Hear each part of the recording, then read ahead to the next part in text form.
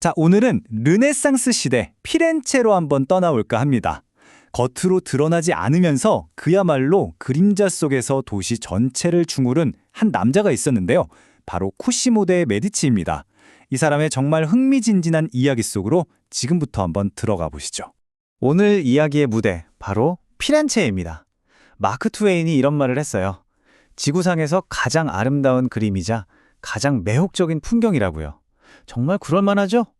인간의 손으로 빚어낸 아름다움과 성취가 정점에 달했던 것, 바로 이 눈부신 도시에서 모든 이야기가 시작됩니다. 그런데 말이죠. 이 눈부신 아름다움 이면에는 사실 두 가지가 있었습니다. 바로 직물과 신용, 돈이죠.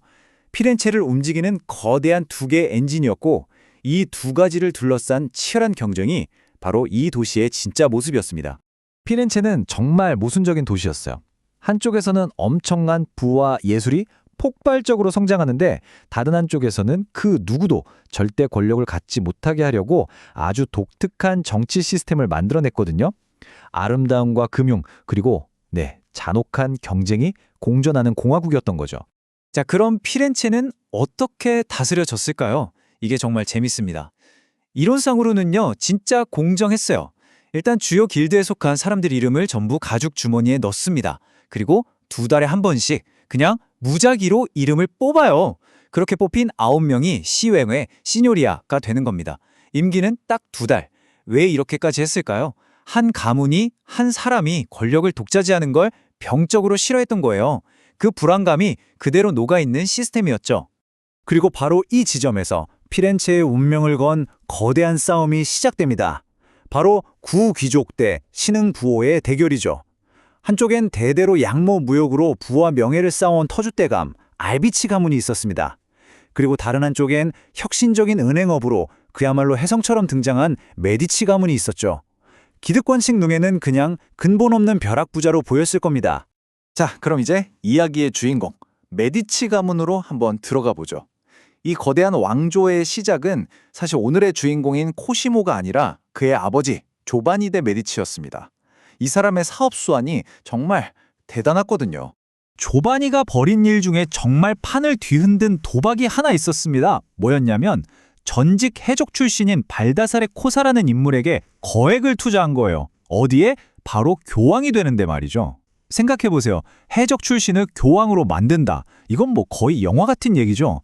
근데 이 도박이 터집니다. 코사가 정말 교황 요한 23세가 된 거예요. 그 대가로 메디치는 뭐가 됐을까요? 바로 교황청의 공식 은행가. 이때부터 메디치의 돈과 힘은 정말 상상을 초월하는 수준이 됩니다. 그리고 이 어마어마한 가업을 물려받은 아들이 바로 코시모 대 메디치입니다. 근데 코시모는 아버지랑은 좀 다른 스타일의 지도자였어요. 겉으로는 아주 신중하고 조용하고 빈틈이 없었죠. 그리고 당대 최첨단 학문이었던 인문주의 교육으로 완전히 무장한 사람이었습니다. 겉모습은 이래도 뒤로는 아미치, 즉 친구들이라고 불리는 거대한 인맥 네트워크를 통해서 영향력을 행사하는 아주 무서운 사람이었죠. 당연히 기득권층은 이런 메디치 가문을 안이 꼽게 봤겠죠. 경쟁 가문이었던 알비치 가문의 수장 리날도가 이런 말을 남겼습니다. 우리는 뼈대 있는 가문인데 이제는 저 언덕배기에서 굴러온 놈들이랑 같이 일해야 하는 신세가 됐다. 이 말 한마디에 모든 게 담겨 있죠. 뼈대 없는 벼락부자에 대한 경멸과 시기심이 아주 뚝뚝 묻어납니다. 하지만 영원한 건 없죠.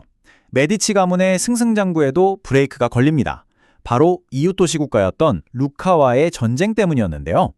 이 전쟁이 완전한 실패로 끝나면서 코시모의 인생에 정말 극적인 위기가 찾아옵니다. 추방과 귀환, 그 대서사시의 막이 오르는 거죠. 자, 코시모가 정치적으로 궁지에 몰리자 알비치 가문이 이 기회를 놓칠 리가 없었죠. 바로 행동에 들어갑니다. 선거를 조작해서 자기들 사람을 시외에 앉히고 코시모에게는 거짓으로 소환장을 보냅니다. 아무것도 모르고 시청에 나타난 코시모는 그 자리에서 바로 체포되죠. 혐의는 반역죄. 그야말로 최악의 상황에 빠진 겁니다. 그런데 여기서 정말 드라마틱한 반전이 일어납니다. 자, 타임라인을 한번 보세요. 1433년 9월에 체포돼서 감옥에 갇히죠. 그리고 다음 달 사형은 겨우 면하고 10년 추방령을 받습니다. 이제 끝난 것 같았죠?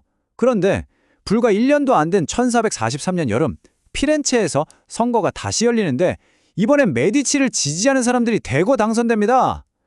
분위기가 완전히 바뀐 거죠. 그리고 바로 그해 10월 코시모는 모든 추방령이 철회되고 그야말로 개선 장군처럼 피렌체로 돌아옵니다. 1년 만에 완벽한 역전극을 쓴 겁니다. 알비치 가문이 저지른 가장 치명적인 실수라 바로 이거였습니다. 뱀의 상처만 내고 죽이지는 못했다는 거죠. 코시모를 죽이지 않고 추방만 시킨 건 결국 호랑이를 살려보낸 꼴이었습니다. 코시모는 망명지에서도 자신의 막대한 자금력과 네트워크를 이용해서 피렌체 정치에 계속 영향력을 행사했고 이게 결국 알비치 가문의 발목을 잡은 겁니다. 자, 이제 피렌체로 화려하게 돌아온 코시모. 이제부턴 그의 세상입니다. 앞으로 30년 동안 그는 피렌체에 보이지 않는 왕, 즉 대부로 군림하게 되는데요. 지금부터 그가 어떻게 그림자 속에서 공화국을 통치했는지 그 아주 독특하고 교묘한 방법을 한번 파헤쳐 보겠습니다. 여기서 진짜 궁금한 게 생기죠? 아니, 코시모는 왕도 아니고 무슨 독재자도 아니잖아요. 공화국이었으니까요. 그런데 어떻게 한 사람이 무려 30년 동안이나 피렌체 전체를 자기 마음대로 주무를 수 있었을까요? 그 비밀이 뭘까요? 그 해답은 바로 아우구스투스 전략에 있었습니다.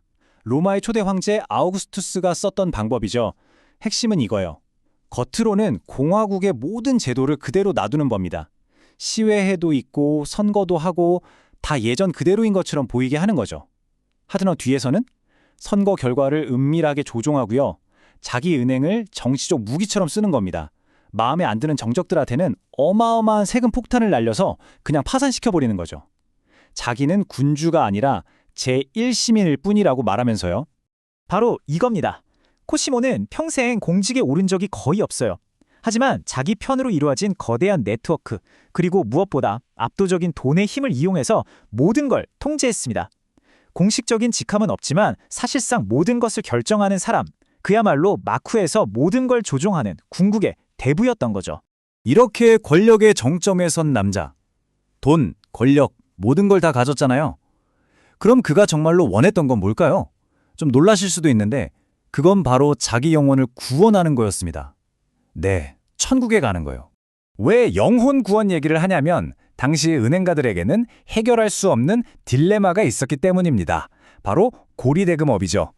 지금이야 당연하지만 당시 가톨릭 교회에서는 이자를 받고 돈을 빌려주는 행위 자체를 지옥에 떨어질 대죄로 여겼어요. 그러니까 은행가는 돈을 벌면 벌수록 지옥에 가까워지는 직업이었던 겁니다. 그런데 메디치 은행이 얼마나 벌었냐고요? 딱 10년 동안 벌어들인 순이익만 추정치가 19만 플로린입니다. 이게 당시 화폐 가치로 어마어마한 돈이거든요. 부자라는 걸 넘어서 그만큼 죄의 무게도 엄청났다는 뜻이죠. 코시모의 영적인 부담감이 상상해 가시나요? 자, 그럼 질문은 이겁니다. 이 죄 많은 돈으로 부자가 된 은행가가 어떻게 해야 자기 영혼을 세탁하고 천국행 티켓을 살 수 있을까요?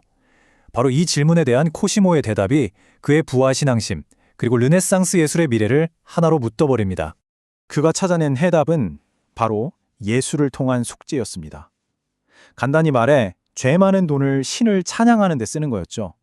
그는 정말 전례 없는 규모로 돈을 쏟아붓기 시작합니다. 산 마르코 수도원을 완전히 뜯어고치는 데 3만 플로린을 썼고요. 산 로렌초 같은 대표적인 성당들을 후원했습니다. 그리고 도나텔로, 프라 안젤리커 같은 당대 최고의 예술가들에게 아낌없이 투자했죠. 고대 이후 처음으로 만들어진 남성 누드 조각상 도나텔로의 다위드상도 바로 코시모의 주문이었습니다. 이게 바로 르네상스 시대 예술 후원의 원조 모델이 된 겁니다. 결과적으로 어떻게 됐을까요? 한 은행가가 자기 영혼을 구원하려고 벌인 이 개인적인 몸부림이 역설적이게도 인류 역사상 가장 위대한 창의력의 폭발, 즉 르네상스의 자금줄이 된 겁니다. 코시모의 죄 많은 돈이 피렌체를 인류의 걸작으로 가득한 도시로 만들어버린 거죠. 훗날 그의 묘비에는 이런 글귀가 새겨집니다. 파테르 파트리아이, 조국의 아버지. 하지만 정말 그는 자비로운 아버지였을까요? 아니면 공화국의 자유를 끝장내고 그 위에 군림한 무자비한 대부였을까요? 코시모 대 메디치가 남긴 이 질문은 오늘을 사는 우리에게도 여전히 많은 생각을 하게 만듭니다.